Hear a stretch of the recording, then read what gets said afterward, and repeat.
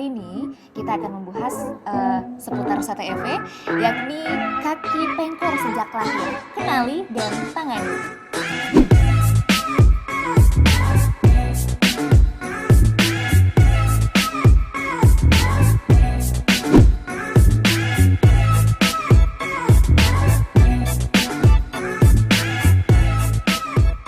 Halo, selamat sore Tereners. Wah, berjumpa lagi ya di Bincang Kesehatan Tulang. Nah, kira-kira gimana nih kabar Anda hari ini?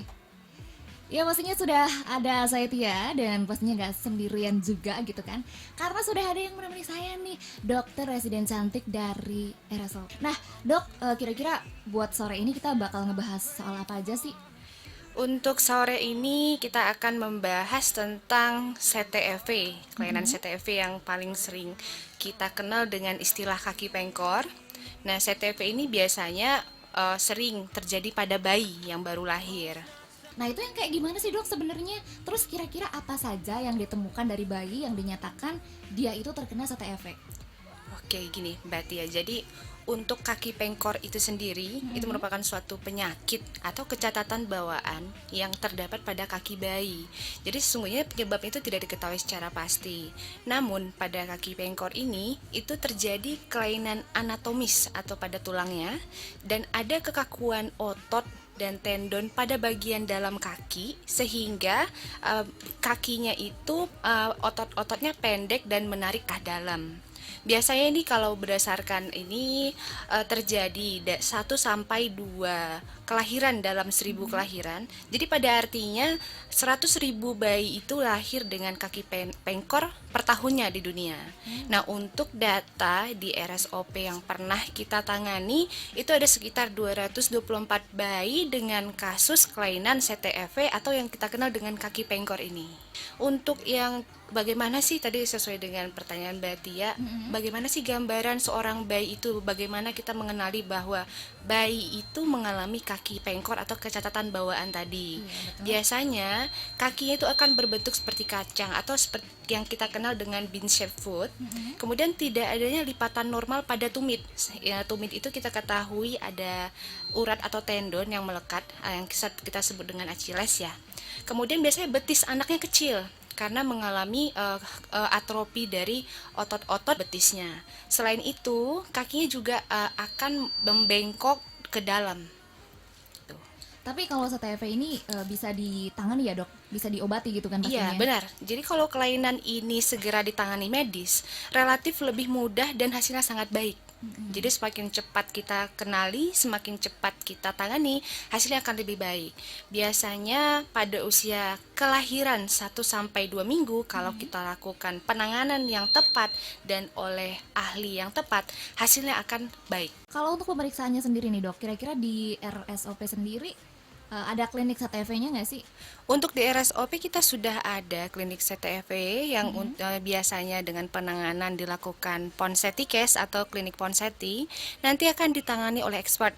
Kita di sini oleh Dr. Iman Solihin, spesialis ortopedi. Semakin cepat pasiennya dibawa pada usia 1 sampai 2 minggu, hasilnya akan sangat baik. Sehingga pasiennya jadi pada 5 tahun terakhir ini kita sudah dapat 224 kasus dan sekitar 8% karena ada gangguan bawaan seperti saya jelaskan tadi, ada kelainan pada otak, kelainan pada neuromuskular seperti spina bifida, kemudian ada cerebral palsy.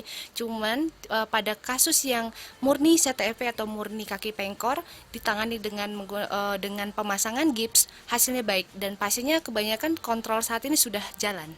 Jadi kemungkinan itu bisa normal lagi gitu ya dok Ya. ya? Oke. Kita kembalikan seperti normal begitu, karena kan biasanya kalau anak-anak yang neglected atau anak-anak yang terabaikan ini tidak diketahui adanya kaki pengkor, nanti anak-anaknya akan jalan menggunakan punggung kaki. Nah, iya. seperti itu. Jadi kita semakin cepat semakin bisa dihindarin. Nah itu berarti penanganan utama itu sebenarnya dari orang tua sendiri ya dok, kesadaran orang tuanya Ya, untuk benar. memeriksakan anaknya, Ya, begitu? benar. Karena kebanyakan orang-orang masyarakat mungkin belum terlalu familiar gitu, belum terlalu familiar dengan kondisi kaki yang pengkor. Karena sebenarnya untuk kaki pengkor itu sendiri ada yang memang fisiologis, yang tadi yang posisional CTFV atau posisional kaki pengkor itu karena memang kondisi pada saat di rahim kakinya bengkok ke dalam. Namun itu sangat berbeda dengan kondisi yang cacat bawaan yang kita bahas saat ini gitu. Dengan kelainan fisiologis itu sebenarnya kakinya tampak seperti kaki pengkor. Cuman pada saat kita posisikan ternyata itu normal. Untuk kaki pengkornya sendiri atau CTFV-nya sendiri itu adalah pada saat kita posisikan ke posisi normal kaki itu tidak bisa gitu. Oke. Tapi kalau untuk CTFV sendiri untuk penanganannya nih, Dok, Ya. dia itu cukup dengan terapi atau harus operasi? Untuk CTFV ini sangat terkenal sekarang itu non-operative treatment ya, yang menggunakan ponseti atau casting dengan ponseti. Nanti akan dilakukan manipulasi, kemudian akan dipasang gips untuk beberapa minggu serial gitu. Namun pada prinsipnya untuk pemasangan gips ini atau penanganan dari kaki pengkor ini kita harus punya prinsip bahwa penyembuhannya itu bertahap. Jadi tidak sekali datang langsung kembali, tapi dia bertahap dan harus mempertahankan hasil yang sudah dicapai. Jadi sudah kita lakukan manipulasi, kita lakukan stretching, nanti orang tua juga harus dibantu melakukan stretching di rumah begitu. Jadi harus rajin. Nah, kita mengulas sedikit yang sudah kita bahas tadi, Dok. Untuk tanda-tanda dari si CTFV ini sendiri, itu tanda-tandanya kayak gimana sih? Terus apa yang bisa kita kenali sedari dini gitu kan, biar si ibu atau si orang tuanya tuh tahu kalau ini anak kena CTFV dan nggak terlambat penanganannya gitu. Lalu bagaimana juga penanganannya untuk si bayi yang terkena CTFV? Oke, untuk CTFV sendiri nanti pada saat anak baru lahir, anak normal itu kan kakinya sangat elastis ya, sangat elastis. Sementara kalau untuk yang memang benar, oh ini anak saya kelainan ini ya, sepertinya. Jadi biasanya kita posisikan senormalnya bayi itu tidak bisa gitu. Jadi sulit untuk diluruskan gitu. Oh ya. Jadi nanti pada saat bayi-bayi lahir kita lihat kakinya bengkok ke dalam dan kita luruskan juga posisinya tidak bisa kembali normal, menghadap ke depan. Nah itu biasanya itu adalah kaki pengkor, kaki CTFV. Berbeda dengan yang kaki yang fisiologis yang memang posisional karena tadi di dalam rahim. Iya iya iya. Lalu untuk penanganannya sendiri bagaimana? Untuk penanganan CTFV atau kaki pengkor ini, kalau cepat kita bawa ke ahlinya, ya di sini ya adalah dokter ortopedi, nanti akan dilakukan pemasangan gips serial. Gips serial atau yang kita kenal dengan ponseti cast. Nah, untuk pemasangan gips ini nanti awal-awal akan kita lakukan manipulasi, memposisikan kaki yang bengkok ke dalam itu kembali posisi normal, sedikit memutar keluar dan akan digulung menggunakan gips yang sampai di atas lutut. Nah, itu nanti akan berulang. Jadi setiap minggunya gips pertama seminggu, kemudian datang lagi kontrol, kita lihat bagaimana progresnya, kemudian kita lakukan lagi manipulasi dan stretching, kemudian kita pasang gips lagi. Itu sekitar 3-4 kali gips, biasanya sudah kembali normal kalau memang kita cepat membawanya. Nah, berbeda kasusnya dengan yang kasus neglected atau yang terabaikan, yang tidak cepat ditangani. Itu sulit untuk dilakukan, hanya cukup gips saja. Karena nanti walaupun kakinya sudah posisi normal ke depan atau menghadap ke atas, namun tumitnya itu kan masih kencang ya, tumitnya bagian tumitnya kencang karena urat di belakang, urat atau yang kita kenal dengan tendon Achilles, itu nanti akan dibantu dengan pemanjangan tendon atau kita potong tendonnya sehingga kakinya itu telapak kakinya penuh untuk menjejak atau menapak begitu. Oh, dengan kata lain itu berarti harus operasi gitu ya, Dok ya? Ya, itu. Untuk penanganannya, ini sebaiknya bagaimana sih yang dilakukan gitu kan? Kalau mungkin nih si ibu lagi si orang tua gitu ya udah ngebawa anaknya nih buat ngejalanin perawatan di rumah sakit. Nah, pas udah pulang pastinya harus ada yang dilakukan lagi nggak gitu? Atau apa yang sebaiknya dilakukan ketika si orang tua ini sudah di rumah untuk dia ini biar bisa mendapatkan hasil yang lebih maksimal gitu, Dok? Oke, untuk CTF atau kaki pengkor ini, setelah kita lakukan pemasangan gips ya, jadi pemasangan gips itu biasanya 3 sampai 4 kali, kaki itu akan kembali posisi sepertinya normal ya, tampak seperti normal. Namun, nanti akan dilanjutkan dengan pemakaian sepatu khusus. Nah, begitu Mbak Tia. Jadi, sepatu khusus ini yang paling sering kita sebut dengan Dennis Brown shoes. Namun, ibu ini kan kita ngomong ibu ya, targetnya ibu nih karena ibu ini kan paling intens dengan bayinya. Iya, Jadi ibu ini harus rajin melakukan stretching untuk kakinya. Jadi nanti akan diajarkan oleh dari tim kita dari Poliklinik Ponseti, oleh Dokter Iman sendiri akan diajarkan tuh bagaimana cara melakukan stretching yang benar, bagaimanakah mempertahankan kondisi kaki yang sudah ada tadi, yang sudah kembali posisi normal, sehingga untuk maintenance-nya di rumah itu dapat menghasilkan hasil yang sangat maksimal, begitu. Ini akan dilakukan pemasangan sepatu ini sampai pasien usia berjalan nanti diteruskan, dan untuk siangnya kan biasa anak aktif bangun berjalan itu dilepas, kemudian nanti pada saat bayinya tidur kita pasang kembali. Begitu, jadi istilahnya next sprint. Nah, untuk pada saat tidur kita harapkan kita pasang shoes-nya, jadi dia masih bisa posisinya itu posisi yang baik atau posisi goal yang kita harapkan, menghadap ke atas dan sedikit memutar keluar gitu. Berarti sepatu si terapi ini nggak dipakai setiap saat gitu ya, Dok ya? Untuk pertama-tama akan dipakai selama 23 jam. Jadi 1 jam itu untuk mandi dan stretching, itu hitungannya seperti itu.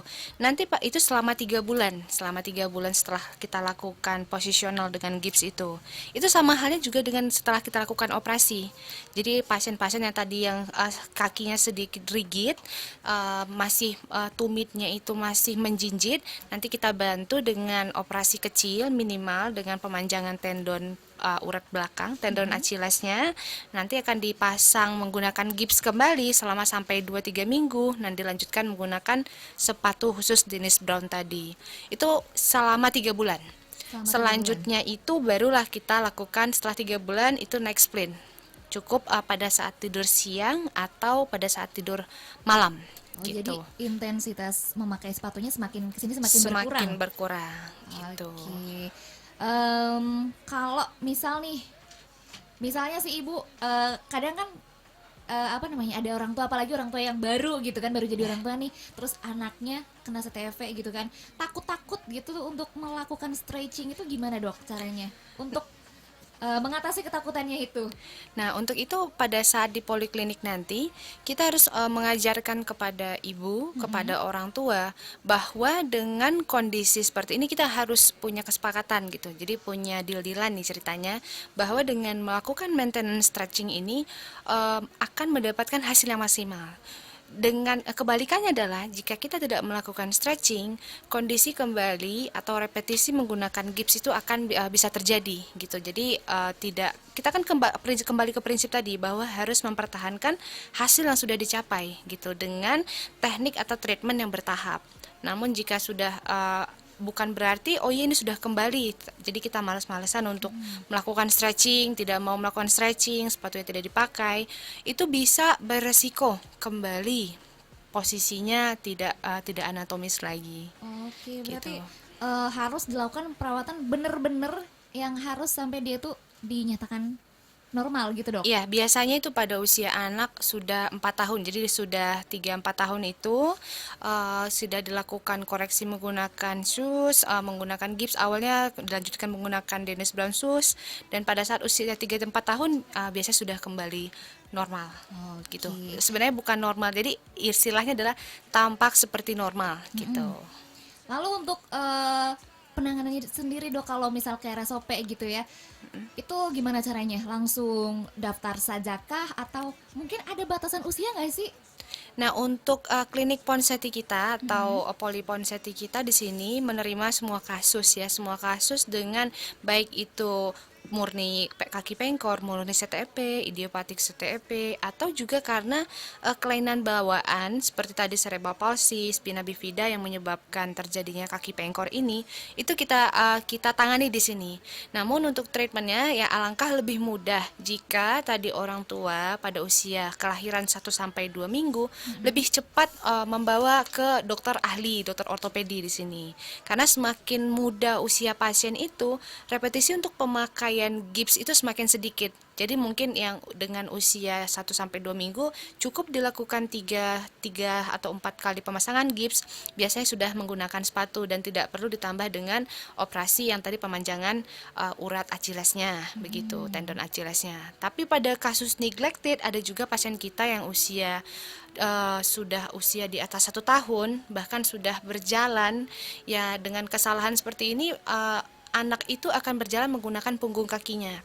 Dan kasus ini agak sedikit lebih rumit dari yang lebih cepat usianya lebih muda.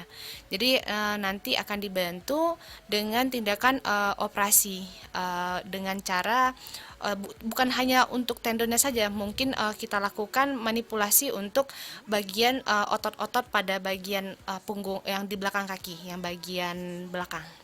Oke, jadi sebenarnya pesan-pesan sendiri untuk para orang tua bagaimana, Ya. Dok?